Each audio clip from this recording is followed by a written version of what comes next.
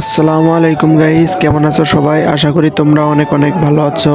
তো এই বছরের প্রথম কুয়াশা এবং প্রথম জার্নি এবং প্রথম ভিডিও দিয়ে শুরু করলাম তোমাদের সাথে পরিচিত হওয়ার। তোমরা যদি আমাকে সাপোর্ট করো তাহলে ইনশাল্লাহ একদিন আমার চ্যানেলটা অনেক বড় হবে, আর তোমাদের সাপোর্ট ছাড়া এই লাইনে উপরে ওঠা অসম্ভব। তো যাই হোক, আমাদের আজকের জার্নিটা হচ্ছে যশোর এবং নড়াইল দুইটা জেলায়। এই শীতের মধ্যে সকাল সকাল ফজরের নামাজ পড়ার পরে আমি আর আমার খালু দুইজন একসাথে বাড়াই পড়লাম মোটরসাইকেল নিয়ে। যদিও অনেক শীত পড়তেছে, তার মধ্যে আমি শুধু একটা কোটি আর একটা রুমাল মাথায় দিয়ে বের হয়ে পড়ছি।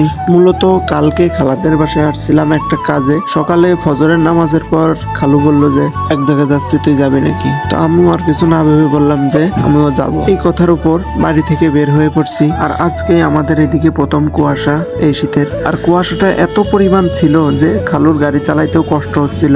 আর আমি যে ফোনটা বার করে ভিডিও করতেছি হাত বার করে, আমার হাতও ভিজে গেছে, মানে হাতটা এমন ব্যথা করতেছিল যার কারণে পুরা পথ ভিডিও করতে পারি নাই। আজকের কুয়াশাটা এত ঘন ছিল যে মোটরসাইকেল থেকে নামার পরে দেখি যে জুব্বা ভিজে গেছে, হাতা ভিজে গেছে, হ্যাঁ, আবার দেখি যে লেন্সের উপর পানি জমে গেছে, ফোনটা পুরোটাই ভিজে গেছে, এমন অবস্থা। তো দেখতে দেখতে পৌঁছাই গেলাম কামারখালী। এই কামারখালী থেকে আমরা হচ্ছে ট্রাকে যাব। তো এইখানে একটা বাড়িতে গাড়িটা রেখে রাস্তার পাশে গেলাম চা খেয়ে শরীরটা গরম করতে।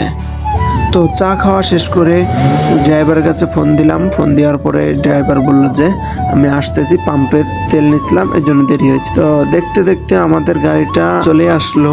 তো সতর্কতার সাথে রাস্তাটা পার হলাম, যার কারণে ভিডিওটা করতে পারি নাই। তো ট্রাকে ওঠার পরে হাত পাও গরম করতে লাগলাম ইঞ্জিনের হিট দিয়ে। তো এই ফাঁকে আবার দেখি যে আমরা টোল কাউন্টারের কাছে চলে আসছি। হ্যাঁ, আর এটা পদ্মা সেতুর টোল কাউন্টার নয়, পদ্মা নদী থেকে বয়ে আসা গড়াই নদী, যার মধ্যে অবস্থিত আছে ঐতিহাসিক কামারখালী ব্রিজ। আর এই ব্রিজের টোল কাউন্টার হচ্ছে এটা।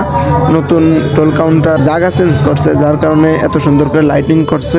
আর এই কাউন্টারে অনেক অত্যাধুনিক সেন্সর লাগানো আছে, যার মাধ্যমে যে কোনো গাড়ি আসলে তার রেকর্ড রাখে এবং যে গাড়ি আসে তার টোলটা উপরে একটা সাইনবোর্ডে শো করে। তো অনেকক্ষণ পরে পৌঁছাই গেলাম যশোর নাইকেল বাড়ি। এখানে আমাদের একটা গাড়ি লোড হবে, আর একটা গাড়ি লোড হবে নড়াইলের গড়ের হাট। তো আমরা যে ট্রাকে আসছিলাম ওই ট্রাকটা লোড হচ্ছে যশোরের নাইকেল বাড়ি। আমরা এখান থেকে একটা মোটরসাইকেল ভাড়া করে চলে গেলাম নড়াইলের গড়ের হাট। ওইখানে গিয়ে দেখি আমাদের গাড়ি অর্ধেক লোড হয়ে গেছে। আমরা আসতে হয়তো দেরি করছে, যার কারণে আগেই লোড করা শুরু করে দিয়েছে।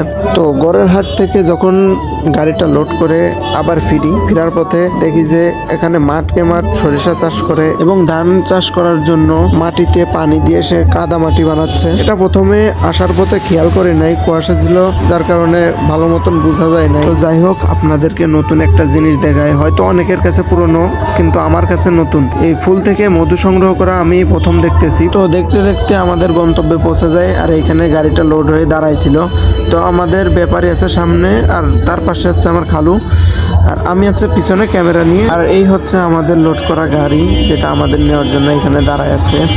তো এই গ্রামের চিপাচুপো রাস্তা দিয়ে বেরোয় আমরা চলে গেলাম মেন রোডে। তো আমরা দেখতে দেখতে চলে আসলাম মাগুরাতে আমাদের ব্যাপারীকে নামাই দিয়ে আমরা আবার যাওয়া শুরু করলাম। তো এখন যাওয়ার পথে সকালে যে আপনার কাউন্টারটা দেখাইছিলাম টোল কাউন্টার, ওই ব্রিজটা এখন পড়বে। তো এই যে সেই ব্রিজ, দেখতে থাকেন।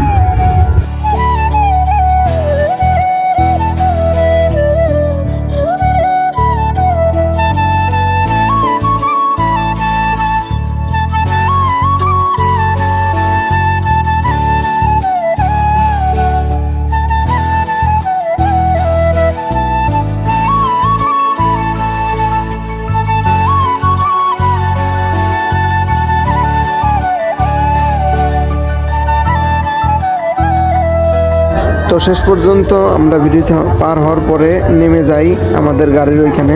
তো ওইখান থেকে আমরা যে মাঠের মধ্য থেকে কুয়াশা ভিডিও করছিলাম, তো এই মাঠের অবস্থা দেখেন, সবাই পেজ লাগাতে ব্যস্ত। তো যাই হোক, ভালো থাকবেন। আজকের মতো আমার ভিডিও এই পর্যন্তই। আল্লাহ হাফেজ, দেখা হবে পরবর্তী ভিডিওতে।